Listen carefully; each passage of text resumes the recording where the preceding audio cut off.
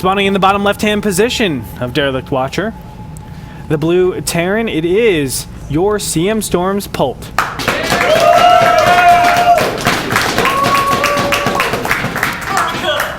And the player with a very comfortable position, being up 1-0 in this series, the incredible miracle, it is Byul.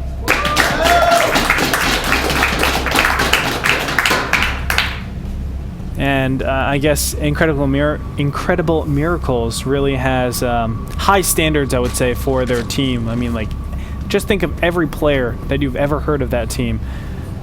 They're all very accomplished or very powerful once you see them. Yeah, they have a lot of good players in their team, and I think they're doing actually Pro League this season. I'll be pretty excited to watch them. I think so. With their lineup, I think they have a decent chance. Byul, not one of the LGIM players you'd think would be carrying them, but with his performances lately, I think he'll definitely be one of their best players. And you've talked to me about this. Every single time you see a drone scout, what do you say? I say? Yeah. What do I say? You say they're a good player. He's a good player. Yeah. He's drone scouting. We had a conversation about this before, Mike. We did? Yeah. Oh. And you pointed out, and look at this drone scout. Every single time I see a drone scout, I say... did I say that's what Sulky always says? I think I must have said that. I think so. If I talked about drone scouting, because Sulky, he's the first player I saw doing this. Every single game he drone scouts about the supply. And I guess Byul is following his footsteps. He must be one of the best Zergs. Well, he definitely is. Reaper popping out here pretty soon, though, for Polt. And Polt, as I said, one of those players that doesn't take the risk of going command center first, losing to an early build order counter.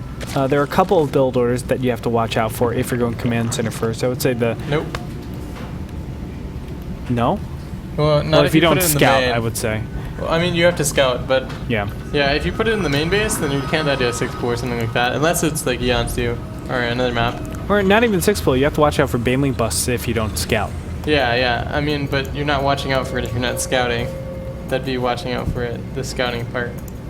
I mean, he doesn't like to take that risk. I've seen him do it before, but I think a lot of the reason he does this is because he likes scouting, and he wants to know exactly what his opponent's up to. Yeah, I think so. I mean, just having a good feel of what your opponent is capable of and what your opponent is doing, it just gives you that sense of security, and also it allows you to play your play style, not be, I guess, surprised to any shenanigans that your opponent can throw at you. We'll see as the Reaper gets in here and sees pretty much everything, sees the extractor that's mining all the gas. He probably clicked on the extractor and said, how far along are you? He definitely clicked on that. He should have. I mean, every single good Zerg will click on that extractor, or a good Terran player, and check on the gas. And that makes him feel pretty comfortable, I think. When he clicked on that, he saw that the gas was pretty late, so it's not that quick of a link speed. Ah, gotcha. And that means there's probably not any bane link pressure or quick speed link flood or anything like that coming his way.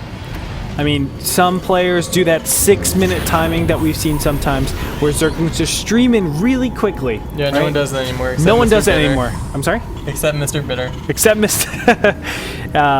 Yes, Mr. Bitter does it here and there, and it does work sometimes. Yeah, it's just that nowadays all the Terrans get this quick wall off with a bunker and 4 depots at the ramp. We used to see that maybe like 6 months ago. You see that a lot in ZBT, just mass link flood. But nowadays it's so uncommon because that wall off just shuts it down so hard, and you can't do absolutely any damage. But Ghost User, in Mr. Bitter's defense, because that we've seen players just go for the quick command center instead of getting the depot wall, and then all of a sudden you're in a position where your lings work, so it's like a rock, paper, scissors. But they don't work. I don't know. You can stall the depot wall up if you go through command center, can't you? Yeah. It's not going to be in time for 6 minutes or 6:30 or whatever. I think it will. I mean, not if they build the supply depots at normal times, but some Terrans will just invest in them earlier. Well, on this map, there's no good command center positioning to make the wall off. On some maps, like Belshire, Polar you can Knights, just put it in the wall. Yeah. And Polar Knights, it like covers the whole thing, so you're like, okay, that's cool. But very regular harass coming into the front. Again, going for the early Viking with the starport. How do you feel this style works out? Like, do you like this or not? I think it's a pretty safe way to play. The Viking go to get a couple kills and you're just investing in it to kind of pay for itself. But do you die to all-ins in this position? I kind of feel like any Roach all-ins, Roach Zergling Baneling all-ins at 8 minutes, it's near impossible to stop. You need to scout it if you want to stop it. And if you scout it, you can get a couple additional bunkers, and then I believe you can hold it off if you micro decently. And just Banshee or no Banshee? You don't need Banshees. Okay. Third base is being taken for Byul, a little bit faster this time around in the early 7-minute marks. You can see the contrast between this map and Yansu. Double Evolution Chamber is being chosen. Lair has not been started yet. Yeah, I think Byul, he did this last game too. He likes to get the Lair after his 1-1 upgrades and his Overlord speed. He just likes to keep tabs on what his opponent is doing and make sure he's safe before he texts to the mutas. I kind of like that too. I mean, the difference between 12 minutes and 13-minute mutas is pretty negligible, right? It's still Zergling Baneling that keeps you pretty safe in the beginning stages. And oh, again, these Hellions might be taken out. Byul trying to just trap them around, but it looks like none of them will be able to get out alive because it's only 2 Hellions left, and the Zerglings will be able to get the surround. And again, Polt blundering over here in the early stages. You're going to see an out-of-control Zerg creep. That's like what happens when I play you in ZVT usually. I hate you. And that's not even true. Yeah, it is. No. You never do that. You never do that. But good play by Byul. And you saw how he waited until the Hellions were just too far into the creep, and then he goes for them. Yeah, something I would never do. No, you usually don't even go near that creep. I just lose my Hellions. Yeah. All right. But a very fast droned up expansion at the third base. You're going to see them. Yeah, this is pretty standard if that Zerg goes for this late of a lair. The advantage you're usually trying to get is a quicker saturated third base and then just go into the heavy lane bailing direction. Marines and single Marauder are going to sprint out on creep, just trying to take as many creep tumors out as possible before the key upgrades are finished, namely 1-1. Well, especially for this matchup, or for this opening build order set. But still, I mean, you can see how, just how consistently, oh wow! Nice. Every Baneling being taken out. So I was just silent in anticipation for that hit. It's just the absolute perfect hit for those Banelings. I don't know how Polt is able to do this with such small amounts of units. He's still able to do so much damage and kill so much creep and get out of there. And he actually let his Marauder take a lot of damage from those Banelings, knowing that he would still be fine, and then picked it up. Like, everything's working out well for Polt. It definitely is working out well. Killing that many Banelings is enormous too. That's expensive to kill that many. It's obviously much more valuable to kill the Banelings after they finish morphing than to kill them while they're morphing. And yeah. What do you think about Byul's commitment to Spine and Spore Crawlers in this? Because you know, some people would just say, oh, you can get things out other than this. Just invest your money into, you know, more Zerglings, Mutas, etc. like that. But he's opting to get Spine and Spore Crawlers so early in this game. Yeah, I think part of it just might be because he's going for such a late Spire. I'm not sure how necessary it is, but I mean, they're defensive structures that are going to help him a lot as it goes towards the mid-game when Polt starts medevac dropping. Counterattack will be started over here. Polt scrambling to get his wall finished, and he'll get it. And also pick up in the front of the natural. One of the supply depots will go down, though. But a pretty decent trade in the middle of the map. Again, attention to detail. Polt is showing no mistakes, unlike what we saw last game, with him just losing a lot of his army to Banelings in the early stages. Yeah. After that slip up with the Hellions, he's played pretty well since then. Hasn't made any mistakes. He's controlling the map pretty well. Still has his Vikings scouting around.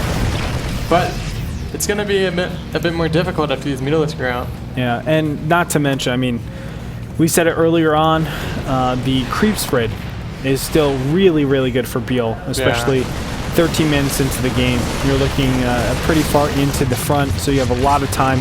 If ever there's an attack over into the natural, into the third base, Byul will be there to defend. Now, little engagement going off here, but good split. Like, these splits are amazing.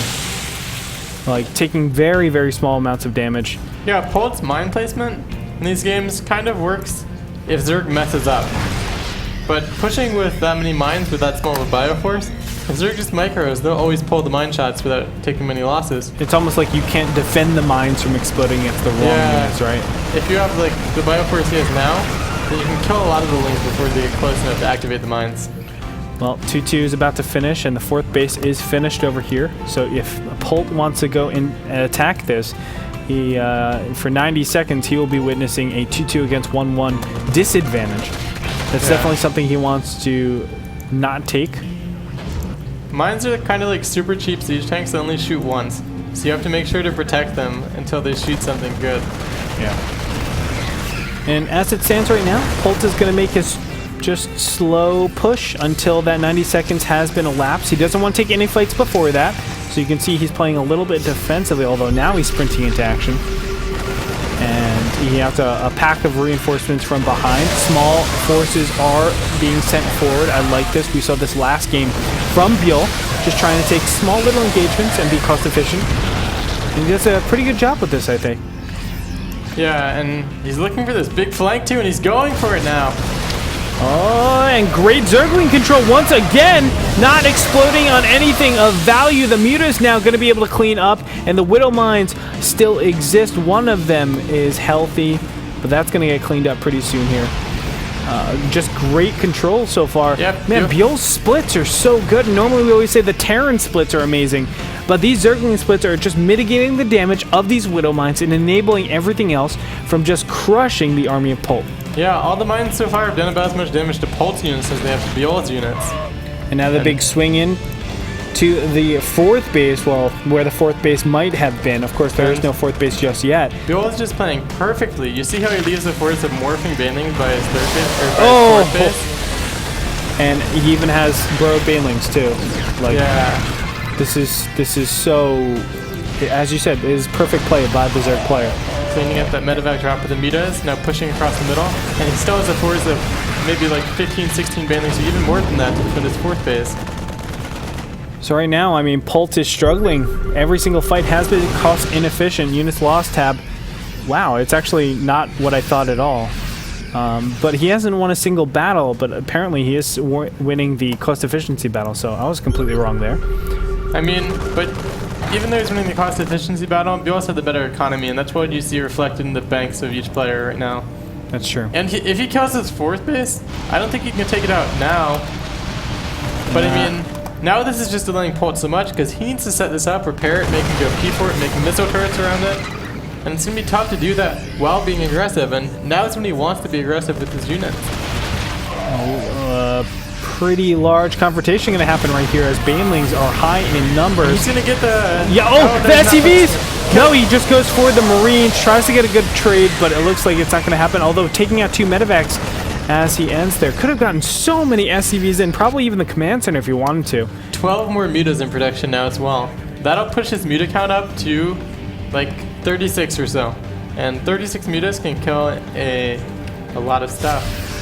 But this is where Polt can really make some headroom. I mean, 3-3 is just about to finish, and this is where he's going to have the the upgrade advantage and just the quality advantage over here. Baneling's going to burst onto these turrets. Smart decision to start empowering these mutalisks from just crushing through. Now targeting the planetary fortress, and this is probably going to go down.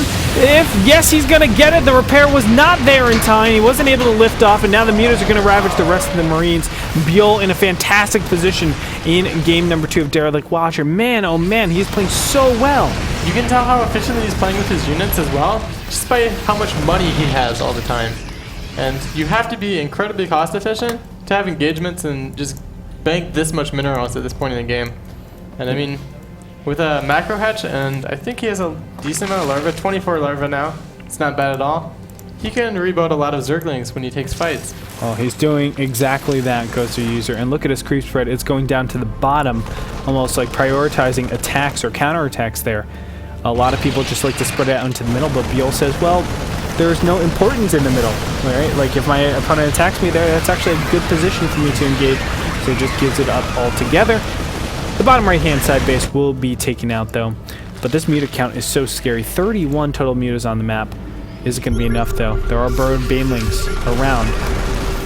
And Polt will back up from here, just scanning up. Polt, though, has reestablished his 4th base, so we will be taking that pretty soon here. Again, another scan. And we're just waiting for the big engagement. It's kind of interesting that he's pushing across the middle of the map so much. And here it comes, though.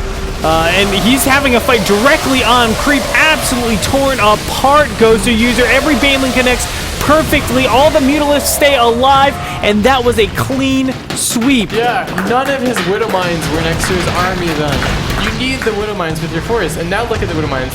That's not useful. No, after the fight's over, them dying to Mutalisks. That's not what you want. And even the Zerglings were denying the expansion on the bottom side. And he's birdling to block it too. Yep. Landing. And he's going to go for an engagement, Byul that is, in the center, and just try to end this game right now. I think he has enough to do it. 160 supply to 180. Banelings will connect. All right, look at this cute little Baneling placement. But it's not going to be enough. Muta's too plentiful in quantity. And additional Zerglings going to be made directly after this. What does he use on his gas bank, though? That's a big question. I think he's going to want to make he made more Mutalisks and Banelings. Yeah. I mean, you need Banelings, but you don't need that many Banelings at this point in the game. Just about 20 to 30, and the rest of it just Ling Muta. Well, you need some Overseers, though. Yeah, I mean, there are a couple mines right here that did kill off 2 of those Mutas. They have 5 total kills. And Byul, yes, he had a bank for a while, but he doesn't have the best economy anymore. He has his 3rd base still mining. That's going to mine out too. His 4th base is okay, 13 on minerals, and just now saturating his 5th base. Still, I think Byul's in like a commanding lead. He just needs another really cost-efficient engagement like he just had, and that'll probably seal the deal. What's the doing? Flying on up there. And it's getting killed now. Yep. And another pack of units probably going to get slaughtered to just the glaive worms of the Zerg Mutalisks. Pushing Polt back yet again. 3rd base only has a single turret there, so you can even send some Mutas and just clean a lot of the SCVs up. I mean, Polt is just getting ravaged in every corner. And look at this. He's backing up, knowing that he's being chased by Polt's army. And immediately there's Zerglings and Banelings on the other side. You can see how cost-efficient, how just smart Byul is playing. Yeah, Polt's just getting completely outplayed in this game. I think so. He hasn't found a single angle to attack Byul where he can trade as well as he wants and get something done with a push. We've seen him kind of flounder around in the middle of the map a couple times, and that's not how you want to engage in this map against her. 2 simultaneous fights, 1 all the way up. Ooh, that's a Baneling hit that can get you back into the game. But overall, this is the Baneling hit that will end the game, killing every single SCV. And he's got it, guys. And there it is. Now Polt has one last attack, it feels like. I mean, he doesn't have much more. And Baneling, just kidding. Oh, kills 2 Marines. And now we're going to have just this attack in the front. Although nice flank. Yeah, this is great. And this works out kind of nicely. Taking out the 5th base does help out Polt a lot here. If we scan the drones, that could help him out a lot too. That's 19 there it is. That are all going to die. Goodbye. But Polt's does he have enough? I mean, he's still 4 base against 3 base. Polt only has this, as I said, this 1 attack left, and he's completely done. Well, I mean, he has another command center from the 4th, but I don't know if he can make this work in this 1 mine in this attack. I mean, he's still in an okay position, in my opinion, but I don't think this attack will be able to end the game. Byul is pushing forward. And it looks like he will not be able to chase all the way.